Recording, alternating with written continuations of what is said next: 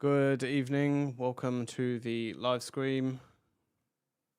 And good evening to you all. Good afternoon, good morning, depending on wherever you are. It's been a few weeks since I've done one of these. I had to step away for some medical reasons, but I am back, and hopefully this will be a continuation over the next few weeks. Hey, Jeff, welcome. Hey, Vasil, how's it going? So we'll give it a few moments. We'll let a few more people join, and yeah, we'll kick off. Let me know where you guys are joining from this evening.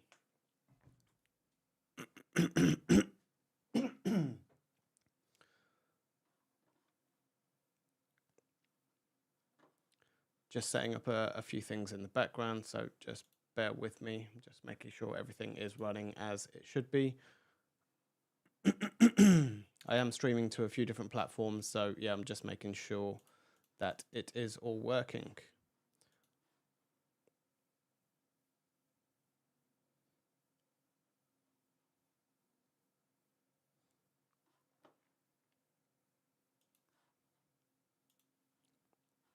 So hopefully we've got a good live stream for you this afternoon. We've got a lot that we're going to cover. It's been a very, very busy month for Ubiquiti, that's for sure.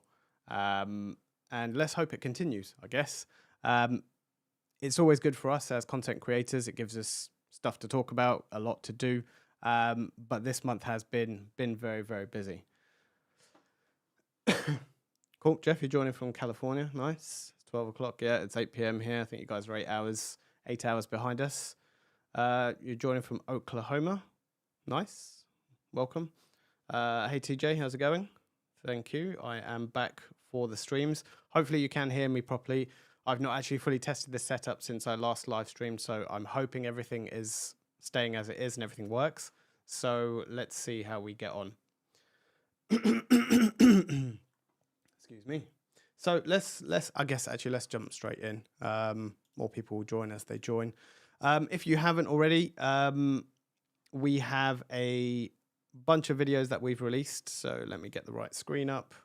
I'm a bit rusty on this. So we have a bunch of videos that we've released. I'm sure you're all familiar with my YouTube page. Especially over the last few weeks, there's been a lot that's come about, and we will cover it all in a little bit more detail. I think right at the start of the year, they announced Network 9.0. That was something that they brought straight in with a big update, and that was the zone-based firewall. And there was a couple of other big updates around network API, so you can now leverage the API for UniFi network. We then jumped into a bit of a tutorial on how to create the zone-based firewall. This was something I threw together. It's not a full start to finish, but yeah, I mean it's something that is there, and it gives you the right direction. We are going to be bringing a Ubiquiti 2025 network setup guide, hopefully at some point. Once the product release has calmed down a little bit, we can get a bit more time to get some of those done. And then they released a bunch of hardware that we'll speak into a bit more detail around some products for UniFi Network and UniFi Access. We dove into a little bit of a HP video, so if you want to check that out, that's HP Networking Instant On. Feel free to check them out. And then we have something that a lot of people have been waiting for a long time, which is the AI key. Whether that lived up to what people were hoping for or not, I'm not quite sure. I'll be intrigued to know what your thoughts are on the AI key, and whether you're going to be ordering one or whether you're going to add one into your setup. Protect 5.2 that came along with the AI key and the AI LPR, so that actually got released as well, and we did a test on that. Now these three products down here, which is the Pro HD switch, the Flex 2.5, and the U7 Pro Outdoor, I do have them. They're literally sat here waiting for me to review. It's just the timing, trying to get the right timing and get the things going back on to make sure they get reviewed. I know a lot of you are waiting for the U7 Pro Outdoor, definitely, and there was a bit of a difference between the U7 Pro and the U7 Pro Outdoor, which we'll cover in a few moments. Let's go over to, let's have a look at some of the messages. Hey, Kevin from Connecticut, how's it going? So TJ. So shame the AI key wasn't instant like the AI port. Honestly, I thought it was going to be an upgrade for that. And I think a lot of people thought that. I think they thought the AI key was going to be, I guess, the AI port on steroids. I think that's what they were hoping for. But what the AI key actually brings, I think, is going to be a big advantage to a lot of businesses in the way they use it. Um, it would have been very interesting for them to say, "Here's the AI port," and yeah, I think it would be very interesting for them to say, "Here's the AI port." But we're going to give you additional coming in later updates, and yeah, here's the AI key, which is doing something even better. So I think the AI port is definitely there for the right key, the right scenarios, and the key is just to enhance the UniFi Protect setup. But we'll dive into that a little bit later anyway, and we'll have a quick discussion. So Ubiquiti Gaming says, I have an AI key and an AI port. The features of the AI key are just meh at this point. Hopefully they do some good updates to it in the future. I guess it really depends what your use case is. I would probably say residential. It's a bit hit and miss whether you would want something like this. Commercially, I think this is a big bonus for businesses, especially when you're doing those larger Protect deployments and you have massive footage to go through. It can definitely be an advantage while you're setting this up. But we'll definitely dive into that a little bit later. Is the AI port needed for the AI key? Nope, two completely separate products. And I have before I do that, I have the AI key right here. I'm going to be careful not to knock everything over. So I have that right here. We'll have a quick chat about it a little bit later. So we'll hold off on that question and we'll dive into it a little bit later when we start speaking about it. So if I do forget, just rewrite the question in again, and then yeah, we can have a discussion on that.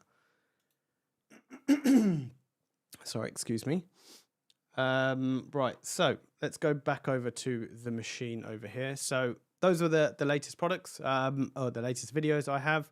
If you want to support the channel, I need to update this slightly. I no longer do Patreon. Feel free to buy me a coffee or just donate straight to my PayPal account or Super Chat, whatever. And if you haven't already, I do have social media accounts across Facebook, Instagram, and Twitter, and TikTok. So feel free to give me a follow on there. And yeah, feel free to follow me on multiple platforms. So let's jump into, so I think I was going to start with the UniFi releases. So the first one was the zone-based firewall, right? So this was a big one. And I think a lot of people, I think this was welcomed because UniFi's firewall setup was sometimes a little bit confusing to a lot of people. And I think this has simplified it quite a bit in terms of how it's set up. So you can see they have explicit zones of what they are. So you have things like your VPN zone, you have your DMZ zone or your DMZ zone, you have your external zones, your gateway, and then you have your internal and hotspot. So there's a clear definition of where, rather than LAN in and LAN out, and I can't remember what the others were now. It's been that while since I've used them. I think that's the kind of thing. So LAN in, LAN out, WAN in, WAN out, and there was a couple of others as well that I can't remember. We then had cyber secure by Proofpoint. So this is giving you additional signatures on your gateways. Not something everybody needs, but if you want your latest security updates, they do still have their existing signatures that they do apply to the UDM pros or the gateways, but it's just not it's not as advanced or it's not as in-depth as some of the paid services. I haven't done a comparison between the two to see what you get more with the cyber secure and what you don't, but maybe that's something for a future video to explore a little bit further. Then we had the API network application. So again, I think this is going to be useful for a lot of people to be able to tap in to create dashboards, or I know UniFi already have their own dashboard, but some people want their own. They manage multiple clients, multiple sites, and they want their own customized dashboard that they want to be able to set up. And I think the network API application is something that's going to give you the start to that. So that was, I guess, Network 9.0. That was a big thing. I don't know if I still have it open. Let me see if I can find it. And I know this is slightly off topic, but I made a list of some of the stuff that people wanted to see last year. And it would be good to see how many. I want to keep actually a track of this to see how many of these actually come to light and how many of them actually come true. So this was a list I that I took last year of, and I don't know, it's in Notepad. It's not anything. Okay, that's not let me. There we go. So we spoke about a lot of people wanting a 4-bay NAS. So there's a mix of a 2.5 gig and 10 gig switch. So I think they definitely answered that question. So the 2.5G, so they have the, if I show you this just here, this is the Flex 2.5G PoE, 8 ports. So that definitely answered some of those questions. And they had the Pro Switch HD, which was the 24 port, which was the 2.5 gigabit PoE++, plus 10 gig, 10 gig PoE++ ports. And again, that's another one that sat on under my desk waiting for a review. And I will get to those. I will get those videos out. A few more advanced Wi-Fi features. There was no real mention of what those advanced Wi-Fi features were. I think they may be pointing towards MLO, and I believe that is on its way. I want to say it's definitely coming at some point. And I think the rest of these, none of these have come to light yet. So I'm going to keep this list, and I think I'll go over it maybe once a month on the live streams and see by the end of the year how many of these actually come to light and and actually get released as products. Let's go and have a look at a few more questions. So I think it's more business related. Yes, I think this was down to the AI key. Glad they're merging UniFi, Protect, and Access. Yeah, that's something I'm probably just about to cover in just a few moments. Hoping for them to integrate the G4 Doorbell Pro on the viewer. So the G4 Doorbell Pro on the viewer, and I think if I have a quick look, I know you can't.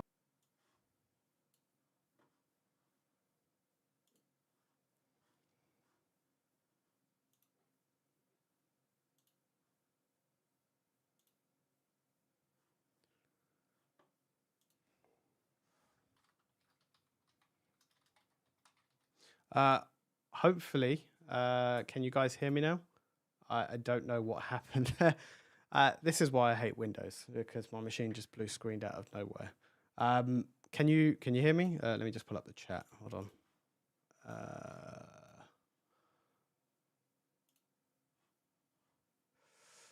Where are we? So yeah, this is why you don't do things live. Cool. Okay, good. You can hear me. I'm back. That's not something you want. So maybe I'm going to start streaming to less platforms, because we don't want to be getting leaks. We don't want to be getting blue screens. That's for sure. Sorry, that's thrown me off a little bit. So let me go back to where we were. So I'm going to bring the chat up on the window here, and I'm going to make this a little bit bigger, because I can't remember where we got to, and we're going to have a quick chat, and I'm going to reopen everything all over again. Let's bring this across here. Right. Okay. This is always fun, isn't it? When you have a blue screen. Totally agree. I hope they update soon. Would love to see some G4 cameras get face recognition for the instant notifications of people of interest. Kevin, I have a 24 port 2.5 HD. So this is the new HD switch. Okay. That's cool. Like I said, I've definitely got one of those, and I'm hoping to bring a video on something like that soon. And Jeff, yep, you're definitely correct. You're definitely correct. I did just freeze there because my machine decided to blue screen. Let's see. Were those leaks? No, they weren't leaks. They weren't leaks of what's coming. That's just a list of some of the stuff that some people spoke about last year. So at the end of the live streams that I was doing last year, we spoke about what would you want to see in 2025, and that was that list. Maybe because I brought up that list is why this probably crashed. So that's the list right there. I have slightly changed my screen to a 4K screen here.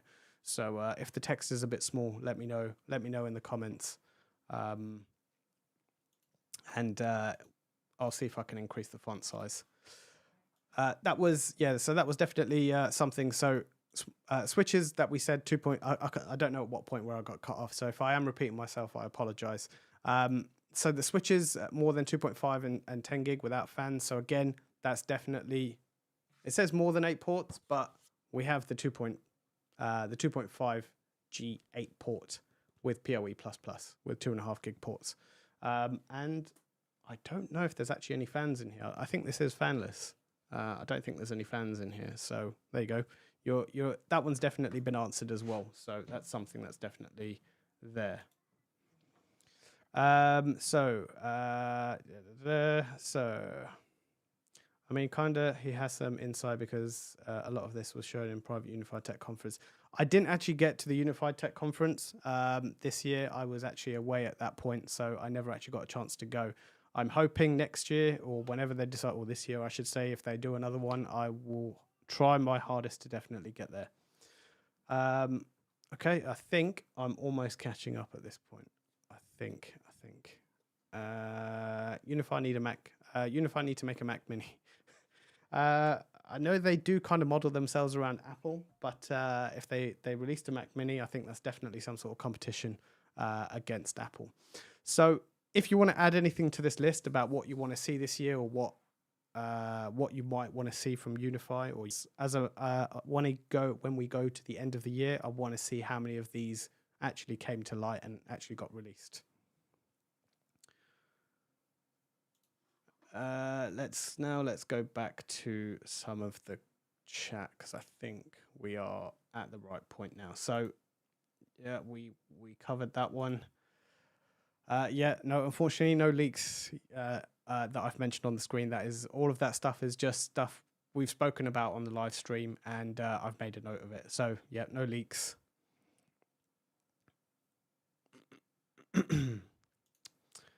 Anyone seen the talk update that's coming? No, I've not seen it, other than we're going to speak about the talk relay that launched last week or a couple of weeks ago. Can't remember when it was. So that's going to be coming, or that's there, and we'll speak about that shortly. Still not working for me, Jeff. I'm not quite sure what's not working for you. So yeah, let me know. Okay, he says okay back to you. All right, fine. This is definitely a surreal experience, and I'll talk about this on the side. I mean, if you're used to having a conversation with someone where you're talking to them, but this is literally me talking and you typing back. So it's a very different experience to try and keep that one-sided conversation going. It's very different. I'm sure a lot of you are probably thinking, what the hell am I talking about? But yeah, that's from this side. Would be nice to see if they just supply existing products. The UCG Max no storage seems to be impossible to get. Yes, I do agree. In some instances, their stock levels can be a bit tricky.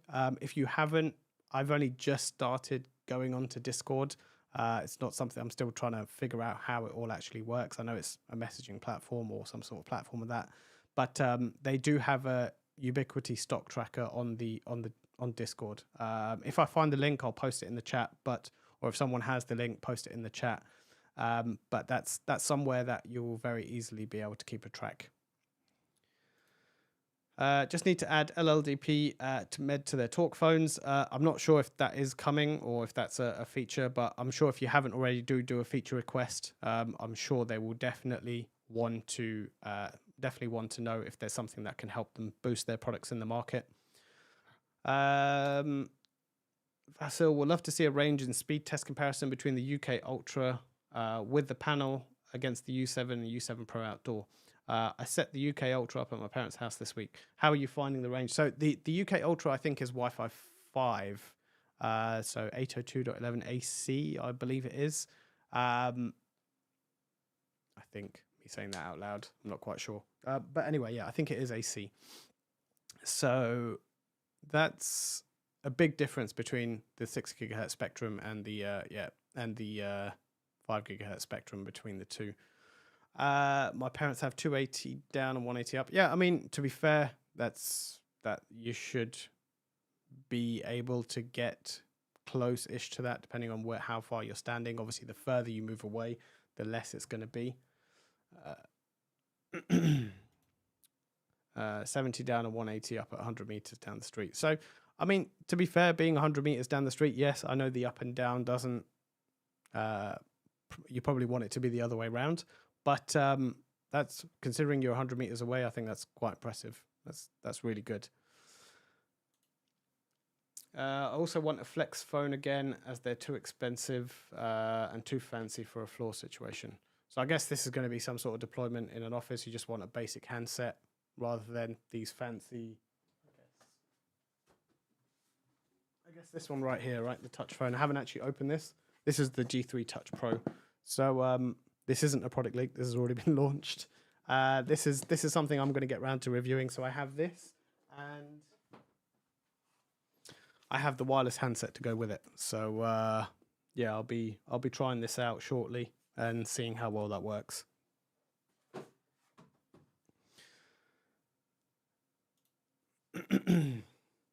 We need more love in the UK store. Things get released. You say that, but I was actually looking yesterday, or it might have been earlier. I'm not quite sure. So the UK store, if you haven't seen, I think all the stores apart from the US now have had a nice new makeover. Let me just zoom in a little bit so you can see what's going on. So there's a nice new makeover. It says the UK store, and when you go to the devices themselves, it looks a little bit different. There's a bit more information, and when you click on the products, there's a lot more that goes on around here. So EU version, UK version, you can add a hard drive, you can add DAC cables, and then they show you the comparison table down below. So it has had a bit of an update. So yeah, if you haven't seen that, go and check out the either the UK store or the European store, or even I think even the Canadian stores had a makeover. Yeah, CA store. But it's just the US store that's still on the older style platform. So I think that's the only one left at this point.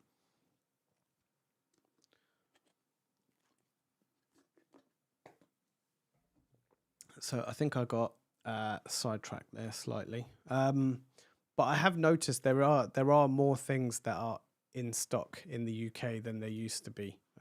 So we are getting more in there. Obviously, we want everything at the same time. Every other country does. But I think the Canadians have the same problem, that it gets launched everywhere else, and then they don't get it in the Canadian store. So they have to order it from the US if they want it. So looking at the warehouse floor, I mean, if I go back to talk here, integrations. So in the UK store, there's still the G2 Max. If I go to the European store, you can see there's a few more on here, and these are coming a little bit later. So the wireless handset will be coming, should be coming this month. And then there's the G3 Touch Wall. Yeah, I mean, there doesn't seem to be the older ones where it was just a basic handset. I guess they don't seem to exist at this point, or maybe it's something that's coming later on down the line. So let's go back to, I think we were talking about the releases. I have a feeling I'm not going to be able to cover all of this today, just because of the amount that Ubiquiti have done. I did want to put this into a video. I wanted to compile everything that's happened in the month of January. So maybe I'll still do that if I don't get a chance to finish everything today. So along came UniFi Protect 5.2, and I think it was 5.246. Was it 5.242? I'll tell you what, let's do it easier. Let's do it this way. Yeah, it was 5.242. So this was when we saw the integration. Let me bring you up to the right screen. This is where we saw the integration with UniFi Access. So we can see here, as long as you have UniFi Access 3.0, you can see the UniFi Access within UniFi Protect. And in the video where I do the update of 5.2, you can see that I demo this, and it shows that you can see the camera within there. And even within the UniFi Protect app, you can see the camera and unlock the door straight from the UniFi Protect app. So that's a really good feature on that side. I think that was something that was needed. And I think, as TJ mentioned earlier, I think the ability to get the viewer, and I think this is probably where we got to last time. With the viewer, I was going to find, because we were about to talk about the connection between the two. So it did mention previously, I want to say, that it was coming soon. I don't know, you guys correct me if I'm wrong, but I'm sure it said that it was coming soon, that they were going to allow it to use for the UniFi Protect doorbell. Maybe I'm missing something. Maybe maybe that wasn't there. I'm not quite sure, but I'm sure I saw that on here, but it's not there anymore. We'll have to wait and see there to see if that feature comes in the future, but it's not there yet. Other than that, in terms of UniFi Protect, there were some good updates around the license plates. So you can search license plates, people. You can now encrypt the camera streams, which is something that wasn't there before. And there's a lot more around alarms that you can do. You can create it now with the OMVIF cameras too, which I think people are waiting for as well. So that was another good update around UniFi Protect. And I think so we spoke about access. So I think Talk was the other one. So Talk Relay was one of the new ones that got released. So they've announced Talk Relay, which allows you to set up phones using their official hosting. So you don't have to have anything set up on site. You can use a third-party vendor to have your voice services. So you don't need to use theirs. So a third-party PBX solution, I should say, sorry. And that's something that's coming. So I haven't looked too much more into it because that's where that UniFi Talk video is going to be when I cover that with the phone, and we'll dive into a little bit more detail. So if there's anything specific you want to see, then yeah, let me know and I'll try and put that together in the video. In terms of then, I guess, releases, there is a lot more that came this year. So in terms of January. So if we go back to let's go to the US store because it's always easier when it comes to finding everything. So there was a lot more products, and I'm just going to bring this to this side so I can bring up my list that I had before my machine crashed.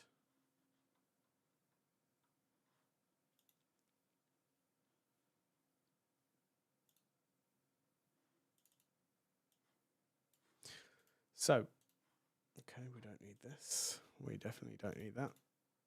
So I think one of the first things they released was the Pro HD switch, I think. I'm not going to go in any particular order.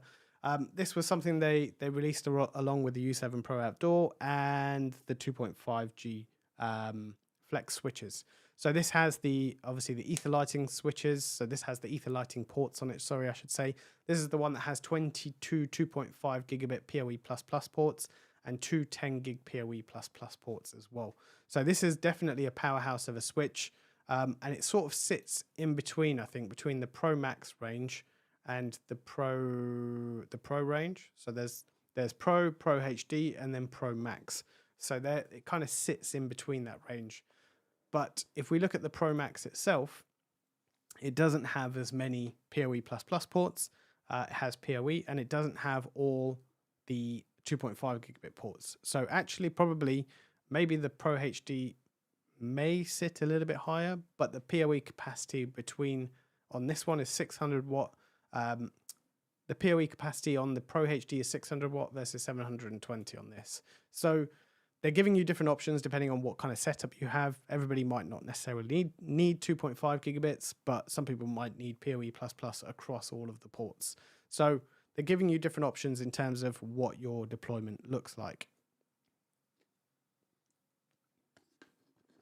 And I think TJ's just mentioned there, they've added 4 SFP plus ports on the 24 port switch, which is always welcomed. All the 24 ports previously only had 2. So yeah, I mean, that's definitely welcome that they had, they've added 4 onto there. So they did also mention that there's going to be a 48 port. There's no mention as to when that is actually being released yet or anything about that one. It's just that we saw it in the video when they released it. And I think that one actually had 25 gig SFP 28 uplinks, if I'm not mistaken. I'll have to go back to the video and have a look. I'm purely speculating at this point. But I think if you freeze the video at that point, you'll see that that's what it was. So that was the first one. And I was gonna actually pull that one out of the box to show you, but I don't think I will. So the other one was the flex switch. So this is this one right here. I apologize, you're having to watch me search for all of these. I had all of these open, ready to go. But I think the computer had other ideas, definitely. So the one that I have is the PoE version, and there is also a non-PoE version as well. So the Flex 2.5G, so this is the non-PoE version. This comes in at $159, and the PoE version comes in at $199. So this is this one right here. We have PoE++ across all the ports. We have PoE in, which is PoE+++, and they have a 10 gig SFP Plus port as well. So you can use the SFP Plus as an uplink, or you can use this as an input, or you can use both. You can put the power into here and use this one as an uplink. It's entirely up to you. The one thing I think you would probably want to do if you want this switch is probably get yourself the $79 or whatever it is in euros or pounds adapter to give you the full PoE output. So you'll probably see, if I go back to the computer, you'll probably see on here, if I show you the 2.5G PoE version, you'll see it has the 8 ports, but if you use the input, you have 76 watts worth of power if you use PoE+++, and you have 46 watts worth of power with PoE++ and 16 watts. So if you want the full capabilities out of it, you would probably want to get yourself one of these, which is the $79 adapter, which gives you 210 watts worth of power. So I think it gives you 196 watts worth of usable power. So if you're powering cameras, access points, whatever you're powering, if you're powering something that's quite heavy, like the AI LPR, for example, that is 22 watts, I believe it takes in terms of power. So you're going to need something a little bit more powerful. Let's head back over to the chat window and see what we have here. We have Maxi, hi from Germany. Hello, Maxi, welcome. I think we spoke about this. This was the 4 SFP Plus ports. And do you think they'll do a new doorbell this year? If you missed it at the start, we've definitely added it to the list. A new doorbell is something that is a lot of people are hoping for, and I think TJ's mentioned it right here. They want a new AI doorbell. I haven't heard of anything in terms of a doorbell yet, and even if we did, a lot of us creators are bound by NDAs, so we probably wouldn't be able to say anything anyway until it's released. But it's something I think a lot of people are hoping for, definitely with the AI features, because at the moment you need an AI port or the AI key to get those extra smart detections on a doorbell. So it'll be good to see if they do release a new doorbell this year. I think a lot of people are going to be wanting that. Got the PoE 2.5 great switch, much needed. Yeah, it's definitely a gap that they've had, and the fact that they've made all the ports PoE and getting yourself in a power adapter with it is it's definitely something that's needed. Do you think they will ever release a 16-port switch with 2.5G on every port? Probably. I think it's a possibility. Again, nothing that I've got or we've heard so far. But I mean, given at the rate that they're going, it wouldn't surprise me if they do. And I think they're pushing everything to 2.5 gig. So everything that they've released so far is 2.5 gig at a minimum. So definitely something that would be probably an upgrade that's coming for sure.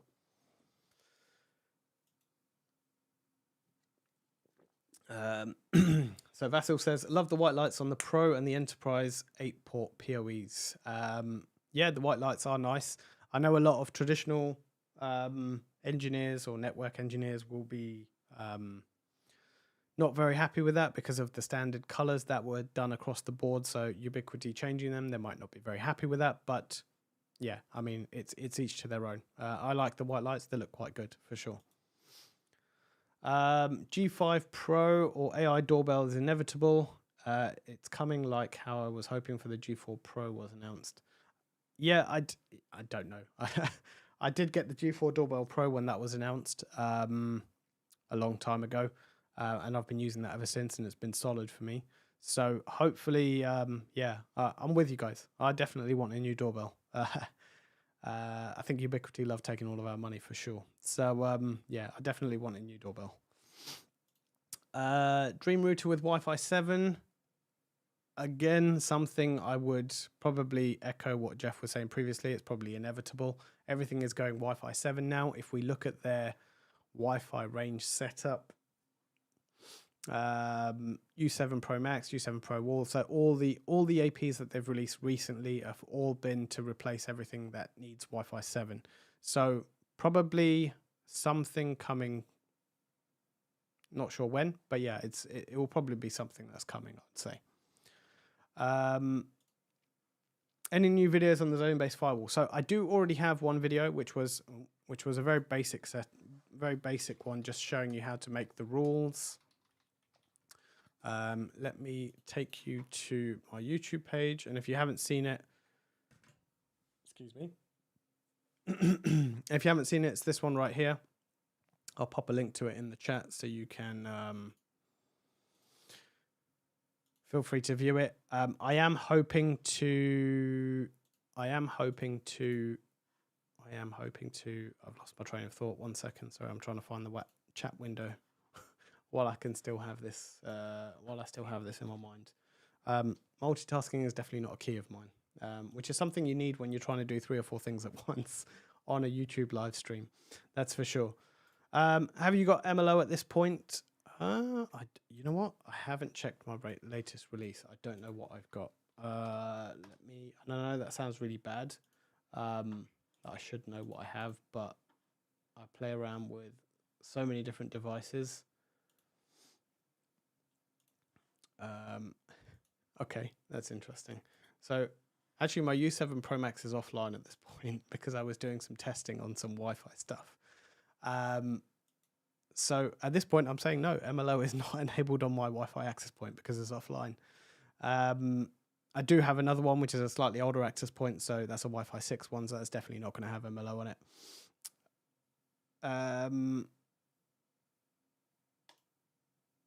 I like your desk. Can you share the name and make and the model? Yeah, sure. This is an IKEA.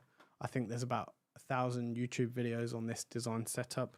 But it's an IKEA Calby, I want to say.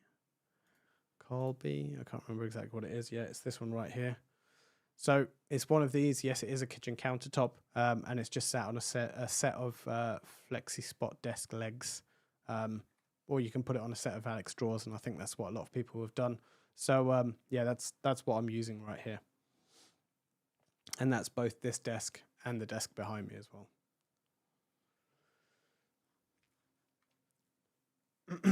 So I guess let's jump back into some more of the releases. So let's go to the computer screen.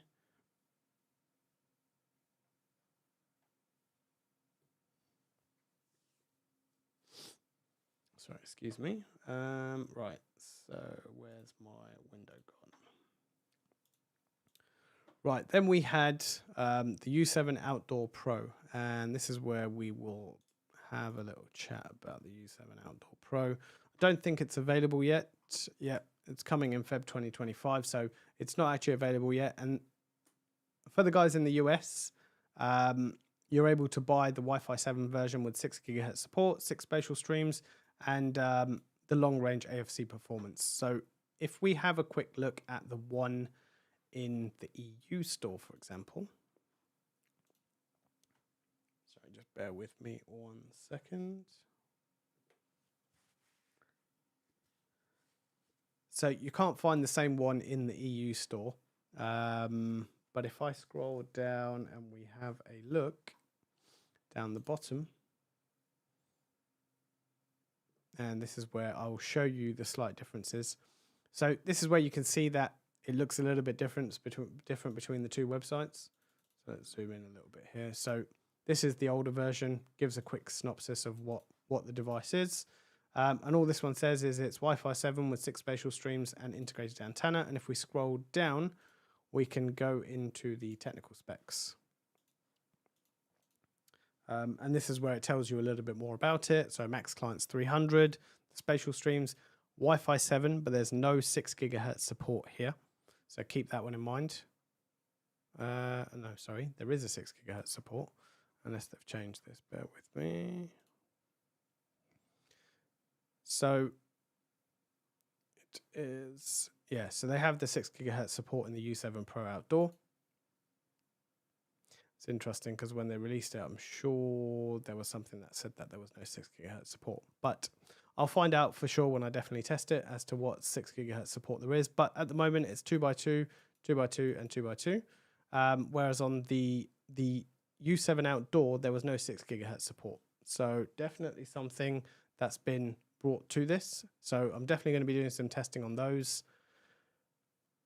I think it's the long range AFC that's not included with it, but yeah, I'll definitely get that for sure.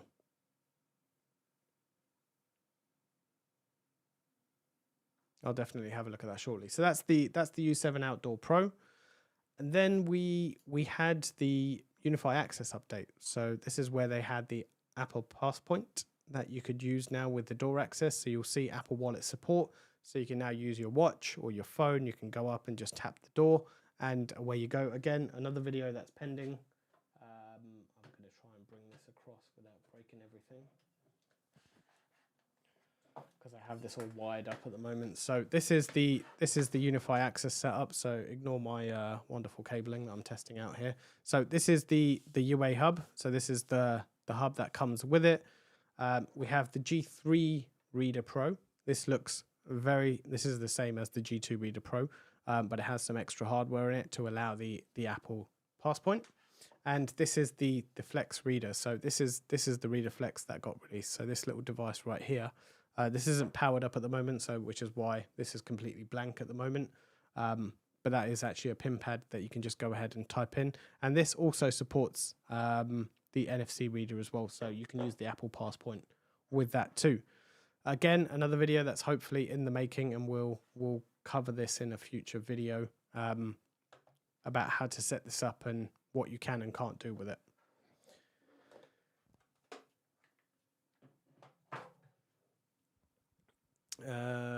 Right, so that was UniFi Access. Let's have a look. I do definitely need to streamline this setup here a little bit more because the microphone is in the way a little bit. The G3 Touch Pro, so this was the phone that I mentioned about. I think I've closed all those tabs, so let's go to integration. VoIP, so this is the G3 Touch, which is currently sold out at the moment, but this is this phone that I mentioned earlier. This is powered by PoE, this little device right here, and I'm going to do a setup for UniFi Talk from start to finish. So once I get around to doing this video, I have a lot of videos to make by the sounds of it, but yeah, this is something that's going to get set up with the phone and the wireless headset. So there was a couple of others as well. I haven't dived deep into each of these enough to see what the actual difference is between the two. I think it's a bigger screen. One is wall mountable, but I don't think I've dived into them deep enough to see what else the difference is. Yeah, there's nothing else. I think it's just a slightly bigger screen. Let's just go back because there's a couple of questions. So let's talk about. So is the Passpoint free? Ubiquiti made it. Sorry, I'm gonna quickly just go to here. So you get 10 free Passpoints. 10 free users get the Passpoint for 1 year, and then after that, it's $5 per user per year. But Ubiquiti have been very clear that that $5 cost is not from them. That's directly to use the Apple technology to do that. So that goes directly to Apple. So the $5 per user per year is what it would cost. But 10 users get it for free. Yeah.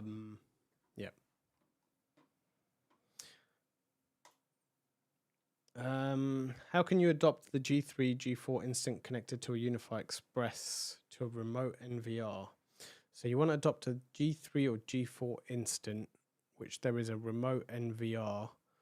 So is the NVR obviously, if it's on a remote network, so is that across a VPN or is that across, is that on the existing network? Because if you have, say for example, a cloud key which is running an NVR, you can go into there and make sure your cameras are on the same network as UniFi Protect, and that should pick it up for you straight away. You should be able to adopt it in there. But it's a G3 or G4 instance, so it's wireless. Perhaps you can make an SSID for it and get it connected to the same network under the same subnet. Or you can do it through the app. So the mobile device is probably going to be the easiest. Go to UniFi Protect, find it via Bluetooth, and it should connect to the phone from there. I checked last week and the U7 Pro didn't have 6 gigahertz.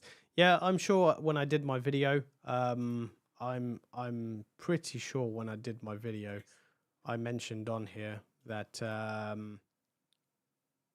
yeah, I'm pretty sure I mentioned that there was no 6 gigahertz when I did my video.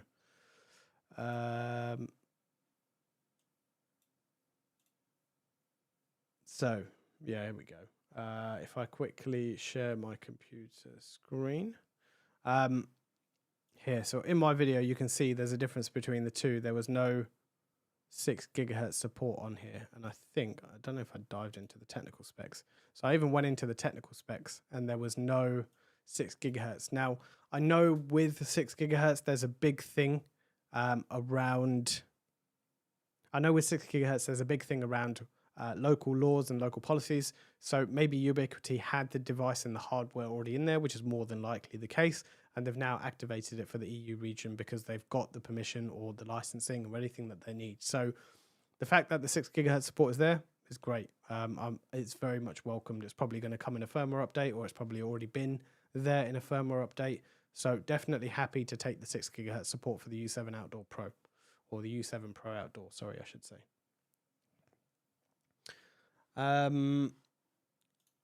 Yep, you're right. I guess we are getting it. Apple love to tax the technology. Yep, they aren't a $1 trillion company for no reason, so they definitely are making their money.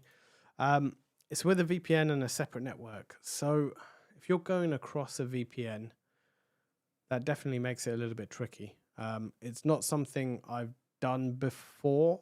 I can't say for sure that that's definitely going to work. I'll probably have to take that one with you offline and see if we can come up with a solution.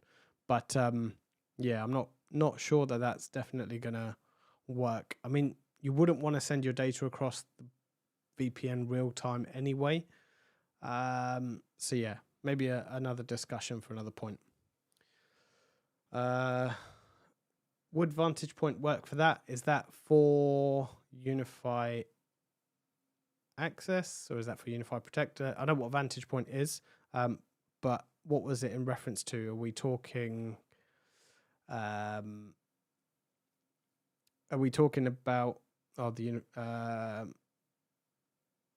for Protect and his remote cameras?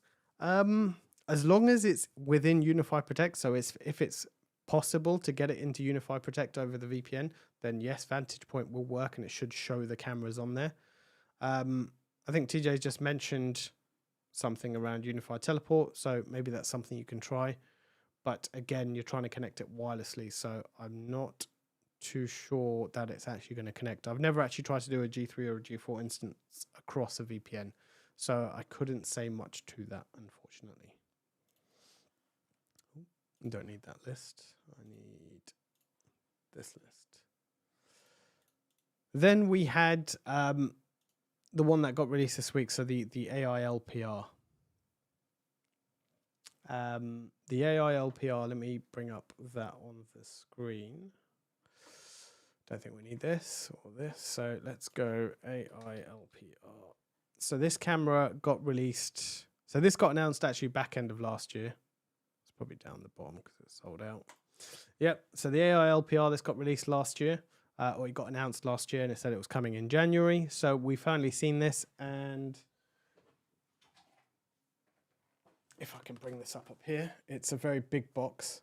So I'm probably going to end up blocking myself, but let's have a quick look at this big unit. So I did take it back off when I had it set up.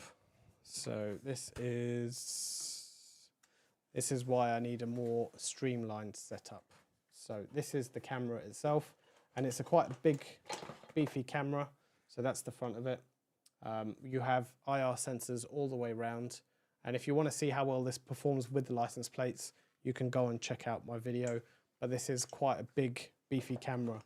And in comparison, I don't have another camera around with me to be able to show you what that looks like in terms of comparisons. No, I don't. I can show you a flex switch, the PoE8, which is slightly big, so that almost sits in terms of as long as that. So a fairly big camera this is. It does well. It performs the license plate reading quite well. It depends on the kind of setup you've got and what you're looking for as to whether this would work for you. In some instances, yes, it would, and in some instances, it might not be what you're looking for. So the AI LPR is, yeah, it definitely is a good camera for license plate readings. I am trying to get a hold of a gate hub so I can actually test it to trigger out, to get it to trigger opening a gate or a garage door, whatever it might be. So I definitely want to get the gate hub for that. Because if you have a look at the UniFi access, and if we have a look at the gate hub, this is the one.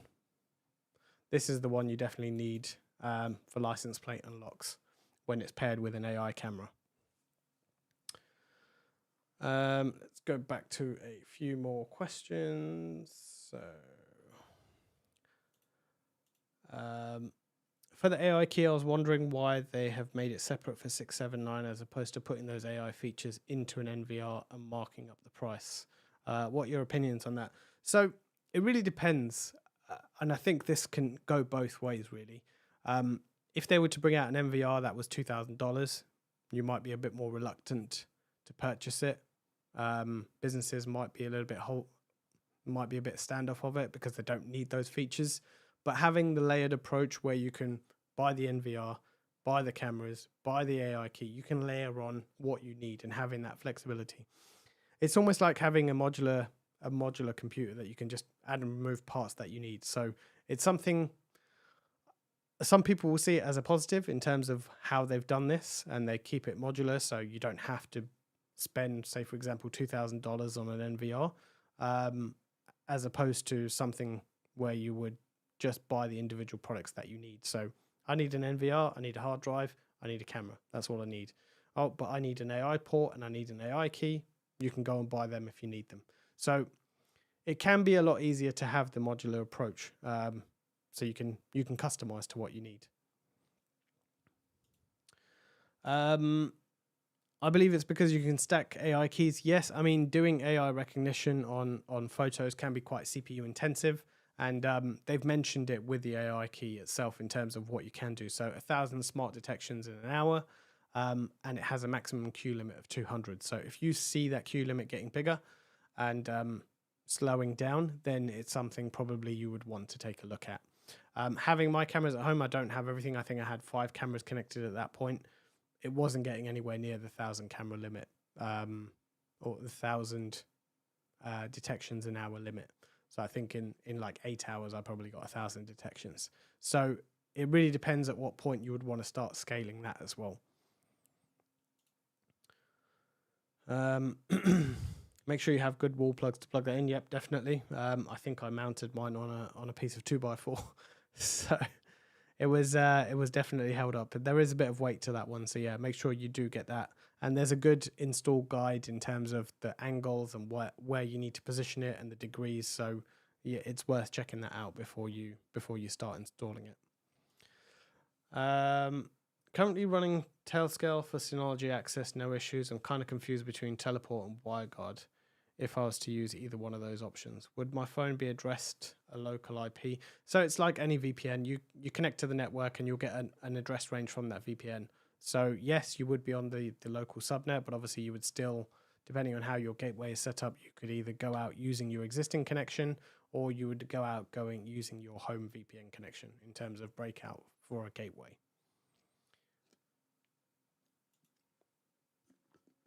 Is the ball joint plastic like the rest of the bullet cameras?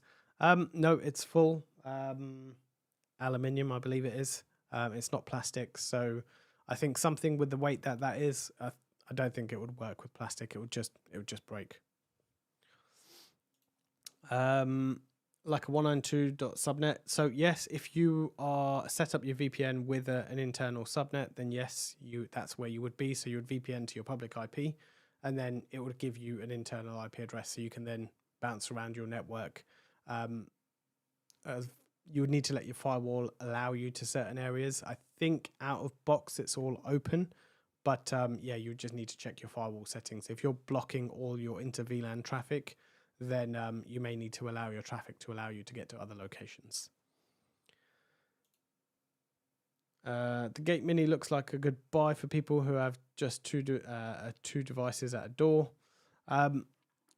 Is that the Gate Mini Hub, or I think it was the Door Mini Hub, right? So they've done a Door Mini Hub, which yeah. So this is the Door Mini Hub. This is a new one that came out with it as well. So you can connect up to 2 access readers or protect cameras, and it connects via PoE. Has one lock terminal for a 12 volt and a dry switchable, and 2 additional inputs for sensors and buttons. So if you have a very basic setup, so this is something that you don't need to buy the big UA hub for it now. This is something you can use. And I think finally, before we sort of conclude this, I think we can have a little chat about the AI key. So this little device, so that's the rack mount you can buy for it. And if I scroll down to the bottom, I'm sure the AI key is here somewhere. There it is. So this is the device that yeah, has definitely brought up a lot of questions. So this is $679, and it gives you the additional layer of, I guess, enhancement to UniFi Protect. So detailed object searches. So you can go into UniFi Protect where it shows you the figure, and you can go and search. So it says, I think it's Find Anything is what it's called. And you can go and search there. Transcribes events. So if you have AI cameras, this is for AI cameras, not all the cameras. You can go ahead and transcribe events. So if you're talking to the camera or someone's having a conversation, it picks up that conversation and transcribes it. And then you have the sharpening face recognition for enhancement identification. So that is, if you have images of faces, you can go in there and you can enhance the image. And again, I cover all this in the video, so you can go and check that out and see how that works. Now, I know there was a question right at the start about this, and let's see if I can find it. Yeah, so I think the question was around, is the AI port needed to use the AI key? So, and I think I gave a very short answer of no. It doesn't. They work separately, or they can work together depending on how you have set up. So this gives you license plate and facial detections and face detections with the G4 and G5 series. The AI series already has it. So the AI port adds that capability to the ONVIF cameras, and they're in real time. So you have to remember, so let me break that down a little bit more simpler. So if you use the AI key to do face recognitions and license plate recognitions with a G4 or G5 camera, it goes into the queue. It's not real time. If you use the AI port, it's real time. So as long as your queue is pretty much 0, you'll probably get it fairly instantly. But if you want it real time, then you definitely want to get yourself the AI port to give you those extra few seconds that it might be, depending on how quick you need them. So the AI key has definitely definitely got a lot of questions, and there's a big FAQ section here. So if you do have any questions around them, have a look at this FAQ. And if not, I mean, yeah, feel free to drop me a message. We can try and get the right answer that you need. So, and that's the other thing. So the AI key works with the data that's been provided from the camera. So if you had an ONVIF camera and you didn't have the AI port to send the data, there's no way for the AI key to collect the data. It has to be sent to it. So that's something to keep in mind. And so we have the integration with Alarm Manager, and then it says, how does it process the smart detection? So it has a queue, an internal queue, the queue limit of 200. Anything excess of 200 is discarded. And then it says you should use additional AI keys to manage that load. A full queue can take up to 15 minutes. And then how many AI keys can you have? You can have as many as you want. So depending on how many cameras you have set up, it just has the capacity of 1,000 smart detections per hour. And then we have the type of cameras that it supports. So cameras connected via the AI port, the AI series, G4 and G5 series. And yeah, it just, and I think that's fairly, I think once you wrap your head around what the device is and what it does, it makes sense why they are two different products that are on the market and the substantial price difference between the two too. So yeah, I mean, if you have any questions on these, if you did want to have a nice closer look at this. So this is the AI key. So we have some vents here. We have the PoE++ at the back just here, and we have another vent that's hidden just up here as well. So one will be an intake and the other one will be an outtake, an exhaust, sorry. And then we have the standard screen that we see with a nice Protect logo. Shows you how many detections are processed. The system details, shows you the uptime, and then any settings that you standard have across all the devices. So yeah, I think we're coming up to just over an hour. And I think that's been, yeah, I mean, that's if you have any more questions, feel free to drop them into the chat. I'm just checking one more thing, just bear with me.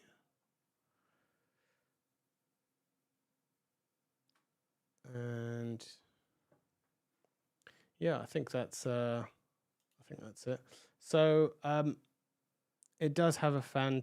It does have a fan, not just passive. No, it does have a fan in it. I did hear it when I booted it up for the first time. You can hear the fan in there just as it got going. So there is definitely one in there to push out the heat. I think when this is sat in the rack, it's definitely something that's going to be accumulating a bit of heat, especially if it's processing a lot of images. So that's definitely something that it's going to need to do. So I think that probably covers it for the stream this week. I don't think I'm surprised I got through all the products quickly. I don't think I covered them in as much detail as I wanted to. But yeah, it's definitely been a busy month. Next week is, I guess, a new week. Let's see what comes about, and let's see if those predictions are gonna come to fruition. Enjoy the rest of your weekend. Have a good evening if it's already your evening, and yeah, I'll see you guys next week.